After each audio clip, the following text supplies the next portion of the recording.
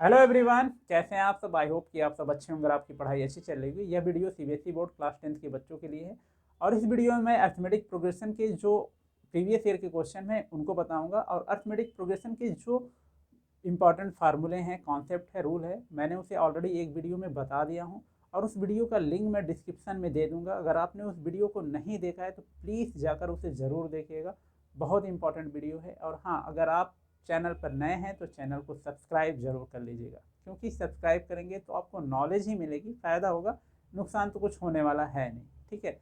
और जो क्वेश्चन मैं बताने जा रहा हूँ 2023 से ही बताऊँगा, क्योंकि देखिए क्या होता है कि जब पिछले साल, जस्ट पिछले साल का क्वेश्चन पढ़ते हैं तो उससे हमें पता चलता है कि सीबीएसई पैटर्न क्या रख रही है। क्योंकि बोर्ड क्या है ना कि हर 2-3 साल में पैटर्न को, क्वेश्चन के पैटर्न को धीरे धीरे चेंज करती है और वो सब चीज़ें बताती नहीं। सिलेबस चेंज होता है तो बताती है, लेकिन पैटर्न वो नहीं बताती। इसीलिए ज़रूरी हो जाता है कि आप क्या है, पिछले साल के क्वेश्चन को लगाते रहिएगा। ठीक है, चलिए। और क्वेश्चन अलग अलग हो सकते हैं, क्योंकि अलग अलग सेट में अलग अलग हो सकते हैं। तो जो मेरे पास है मैं वो यहाँ बता रहा हूँ और आपको प्रश्न क्वेश्चन यहाँ दिखेगा भी। ठीक है। तो जो पहला क्वेश्चन है वो ऑब्जेक्टिव टाइप है। ठीक है, पहला क्वेश्चन आपका ऑब्जेक्टिव टाइप है। क्वेश्चन है the next term of AP दिया है √7, √28, √63 इज, क्या है आपका, √7, √28, √63। ठीक है, इसका नेक्स्ट टर्म पूछा है। ठीक है, ऑप्शन में क्या है आपका देख लेते हैं। ऑप्शन आपका 70, √70, बी आपका है √80, सी आपका है √97 और डी आपका है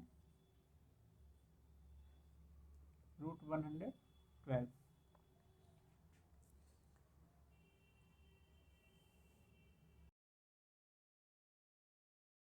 सॉरी, देखिए इसको तो सॉल्व करने की ज़रूरत ही नहीं है, वैसे ही हम बता सकते हैं कि नेक्स्ट टर्म क्या होगा। देखिए क्या है, सारे 7 के मल्टीपल हैं ऊपर जो दिया गया है। नीचे 7 का मल्टीपल कौन है, 70 है, 80 नहीं है तो ये तो होगा नहीं, 97 भी नहीं है तो ये भी नहीं होगा, 112 है। ठीक है, तो दो हैं 70 और अंडर रूट 70, अंडर रूट 112। देखिए 63 के बाद 70 तो आने से रहा नहीं, क्योंकि बहुत ही कम गैप है। और यहाँ देख रहे हैं 70, 28, 63 है। ठीक है, ये तो नहीं होगा तो बचा, ये भी एलिमिनेट हो गया, तो बचा हमारा कौन सा, डी। इसको हम इजीली ऐसे सॉल्व कर सकते हैं। और जो ऑब्जेक्टिव होते हैं ना, कुछ इसी तरह के होते हैं, उनको सॉल्व नहीं करना होता, बस थोड़ा सा कॉन्सेप्ट लगाना होता है और वो आ जाता है। ठीक है, ये हो गया आपका फर्स्ट ऑब्जेक्टिव टाइप। दूसरा जो है वो है असर्शन और रीजन वाला। तो चलिए पढ़ लेते हैं। असर्शन आपका दिया हुआ A B C are in A P if and only if 2b equal to A plus C. Reason दिया हुआ है R, the sum of the first n odd natural number is n square. ये आपका assertion हो गया, ये reason हो गया। अब ऑप्शन देख लेते हैं क्या है। बोला है both A and R are true and R is the correct explanation of capital A.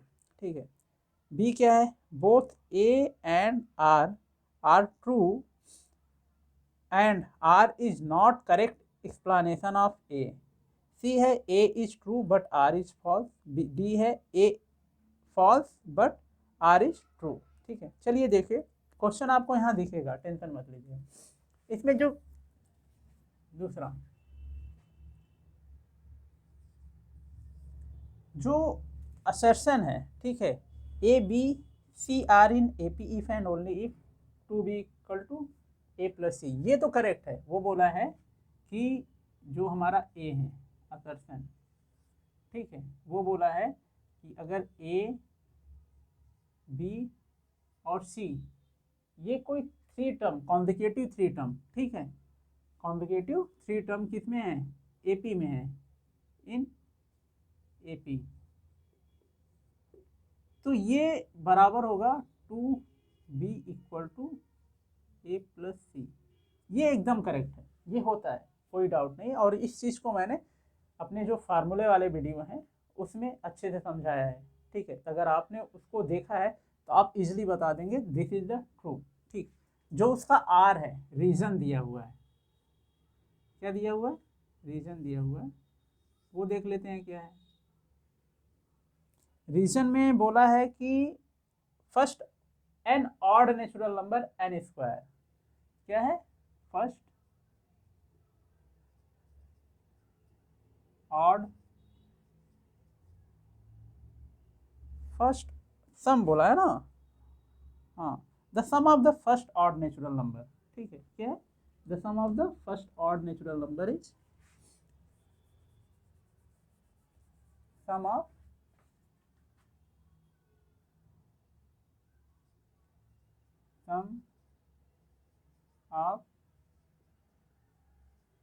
First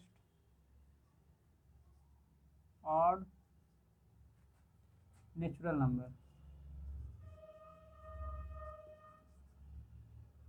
natural number is n square, ठीक है, ये भी करेक्ट है, ठीक है। कैसे है इसको हम देख लेते हैं। तो हमारा जो फर्स्ट ऑड नेचुरल नंबर होता है वो होता है आपका, हम यहाँ पर लिखें तो 1 होता है, ठीक है। और ऑड लेना है तो अल्टरनेट आते हैं, तो कॉमन डिफरेंस कितना हो जाएगा, 1 3 5 यही होते हैं ना। मैं पहले लिख ही लूँ, पहले मैं कुछ ऑड नेचुरल नंबर लिख लूँ जिससे आपको कन्फ्यूजन ना हो। तो पहला आपका 1 होगा, फिर दूसरा होगा 3, फिर 5, ठीक है, फिर आपका 7 9 जाएगा तो इनफाइनाइट तक। हमारा ए क्या हो गया, यहाँ पर ए हमारा हो गया 1, ठीक है। डी क्या हो गया, कॉमन डिफरेंस, डी आपका हो गया 2, ठीक है, यहाँ तक हो गया। अब सम फाइंड करना है, एन तो पता नहीं है, तो एन इक्वल टू क्या हो जाएगा, फार्मूला होता है n/2, ठीक है, ब्रैकेट में 2a प्लस n-1, ठीक, ये होता है। n नहीं पता है क्यों, तो n/2 ही रहेगा, 2 × 1, ठीक है, चल नहीं रहा, प्लस डी की वैल्यू 2, तो n-1 × 2, ठीक है, यहाँ तक हो गया। तो क्या करेंगे, n/2 ऐसे ही आएगा, ठीक है, और ये हो जाएगा आपका 2 प्लस 2 का मल्टीप्लाई करेंगे आएगा 2n-2, इस 2 से 2 कट गया, क्या बचा हमारा n/2 × 2n, इस 2 से ये कट गया, क्या आ गया हमारे पास n², ठीक है। तो जो रीज़न है वो भी हमारा करेक्ट है, ठीक है, कोई डाउट नहीं है यहाँ तक। लेकिन क्या है कि जो रीज़न है वो करेक्ट एक्सप्लेनेशन इसका नहीं दे रहा है, इससे कोई मतलब नहीं है, ठीक है। तो दोनों ट्रू हैं, लेकिन जो रीज़न है वो this is not correct explanation of A. तो हमारा ऑप्शन कौन सा सही हो जाएगा, हमारा ऑप्शन हो जाएगा बी, जिसमें बोला है both A and R are true and R is not correct explanation of A, ठीक है। हमारा बी वाला पार्ट सही हो जाएगा। तो रीजन असर्शन के लिए क्या होगा, देखिए इस टाइप के क्वेश्चन करने के लिए आपको पूरा का पूरा कॉन्सेप्ट अच्छे से क्लियर होना चाहिए। उसके लिए क्या है कि आपको फार्मूले रूल्स सब अच्छे से पता होना चाहिए।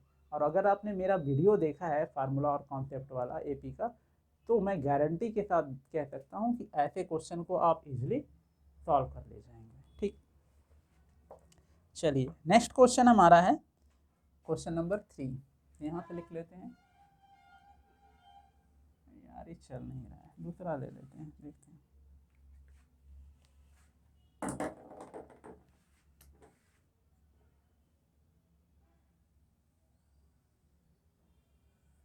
ठीक है, क्वेश्चन नंबर क्या है 3, ठीक।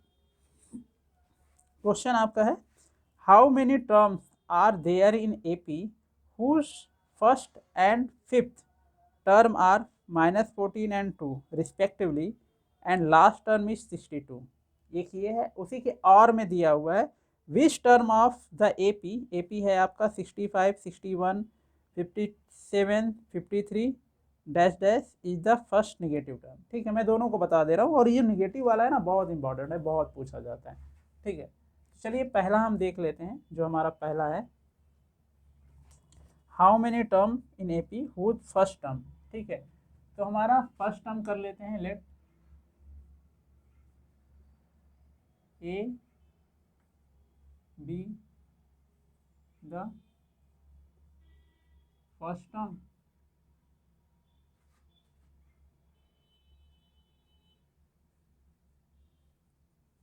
and small d is common difference।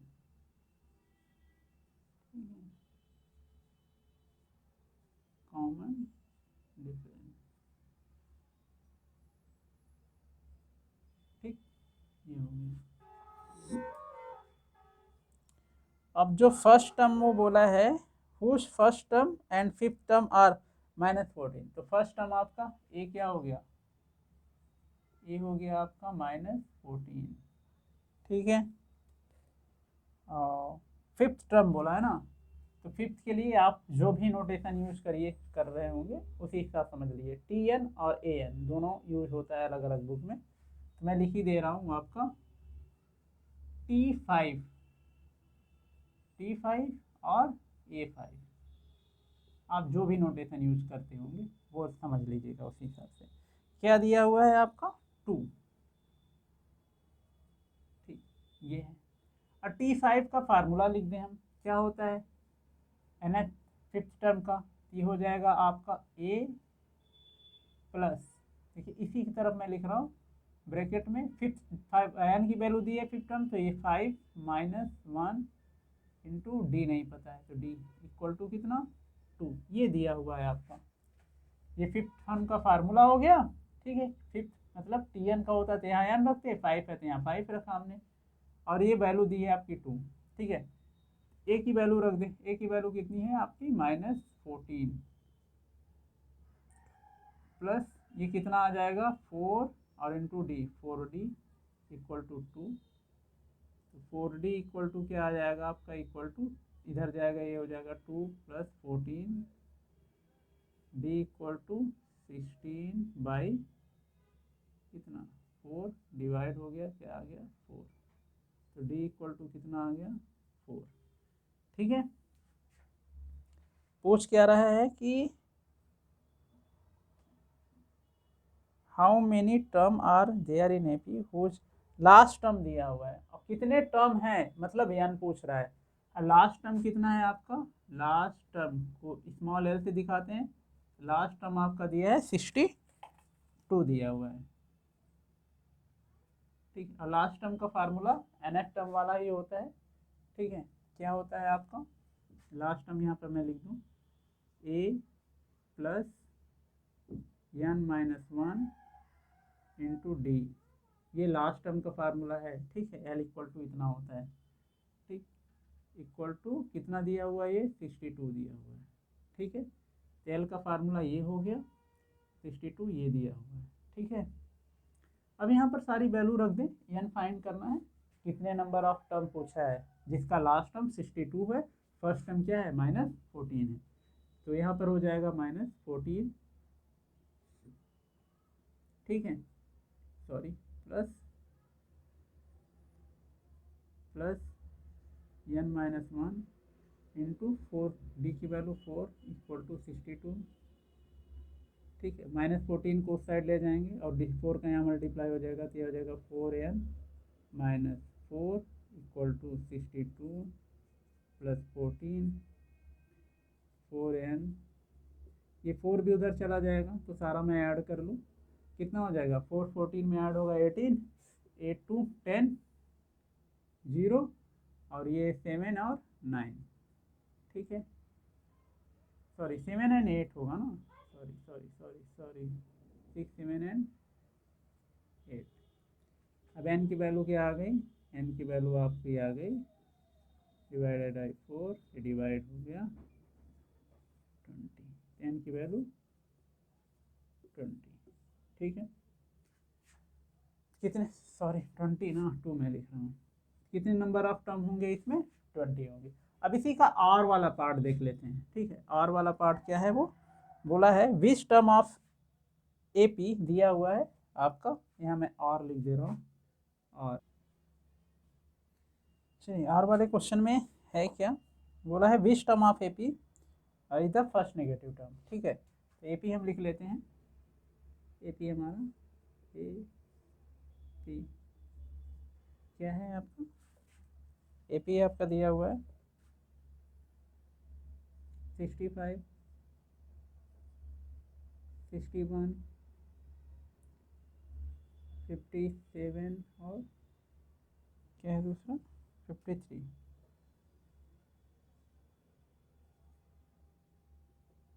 ठीक है, देख रहे हैं किसमें है, डिक्रीजिंग ऑर्डर में है, तो जाहिर सी बात है एक ऐसी स्टेज आएगी जहाँ पर इसकी वैल्यू क्या होगी, ज़ीरो से कम हो जाएगी। तो वही जो ज़ीरो से कम, ठीक है, नेगेटिव टर्म होगा, वही हमें फाइंड करना है। ठीक है, तो हम लेट कर लेते हैं, let n be the first negative term.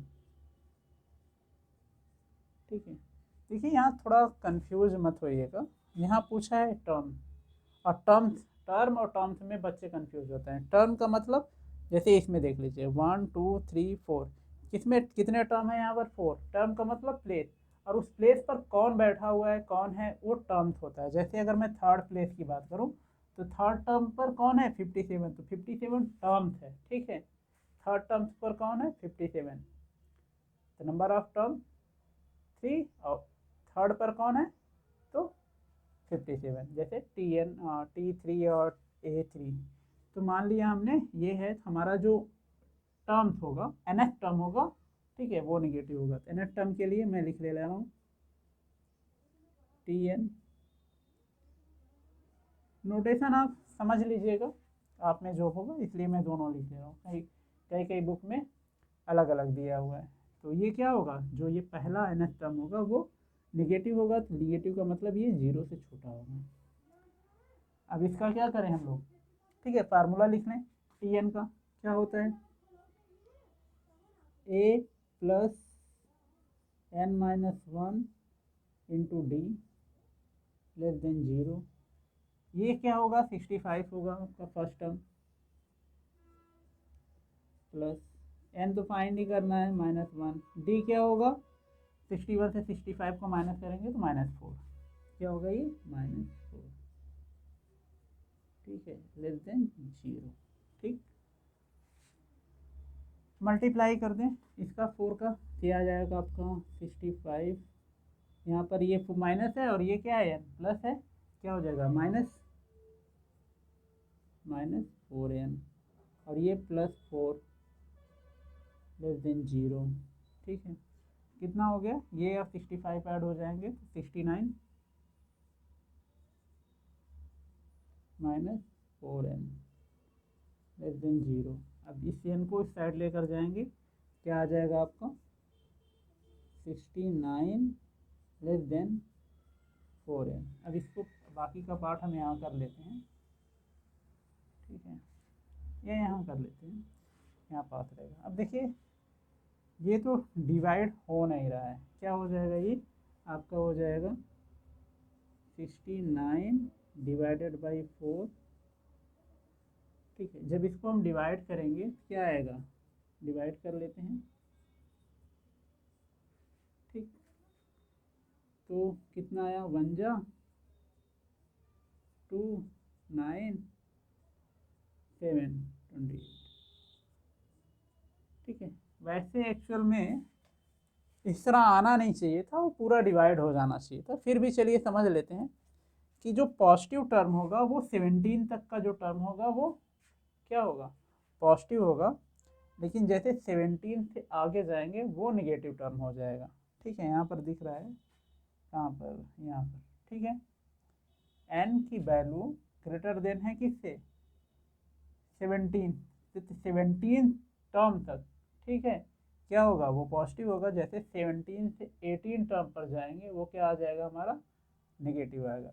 तो हमारा फर्स्ट नेगेटिव टर्म क्या होगा, देयरफॉर यहाँ पर लिख देंगे, पहले यहाँ मैं लिख दूँ अप्रॉक्सीमेटली 17। देखो आ तो नहीं रहा है 17, क्योंकि चलिए पॉइंट में लिख देते हैं इसको, पॉइंट लगा देंगे 0 2 8 2 5, ठीक है। अब इस तरह तो लेते नहीं, हम यहाँ अप्रॉक्सीमेटली 17 ही ले लेते हैं, तो 17 लेस देन n, ठीक है। तो therefore 18 term is first negative term, ठीक है। क्लियर हो गया यहाँ तक, 17 की वैल्यू लेस देन n, ठीक है। तो 17 तक क्या रहेगा, पॉजिटिव रहेगा, क्योंकि n हमने क्या माना है, ठीक है, नेगेटिव माना है। तो 17 तक पॉजिटिव रहेगा। जैसे ही 17 से आगे जाएंगे 18th टर्म जो होगा वो क्या हो जाएगा, हमारा नेगेटिव हो जाएगा, ठीक है। तो आप निकाल भी सकते हैं, वेरीफाई भी कर सकते हैं। 18th टर्म निकालने के लिए 18th टर्म का फार्मूला लगा दीजिए, बाकी सब कुछ दिया हुआ है, वो माइनस में आपका आ जाएगा, ठीक। तो फिलहाल आज के लिए इतना ही, क्योंकि आगे बताऊंगा तो वीडियो ज़्यादा लंबा हो जाएगा, और वीडियो ज़्यादा लंबा हो जाता है तो बच्चे देखते नहीं हैं, बोर हो जाते हैं। तो हर ईयर के लिए एक वीडियो रहेगा, ठीक है। ये हो गया, इसके बाद जो नेक्स्ट वीडियो होगा उसमें मैं 2022 का बताऊंगा, और फिर 2021 में तो एग्ज़ाम ही नहीं हुआ था, तो 21 का तो होगा नहीं, ठीक है। तो इसी तरह रहेगा, वीडियो को देखते रहिएगा। प्लीज़ जो जस्ट प्रीवियस ईयर के क्वेश्चन होते हैं, जैसे 23 के, उसको ज़रूर लगाएंगे। उससे क्या होता है कि हमें पेपर का पैटर्न पता रहता है, और उसी हिसाब से हम पढ़ाई कर सकते हैं, ठीक है। और अगर आपको वीडियो अच्छा लगा हो तो वीडियो को लाइक करिए, दोस्तों के साथ शेयर करिए, चैनल को सब्सक्राइब करिए। मिलते हैं आपसे अगले वीडियो में, तब तक अपना ख्याल रखिए।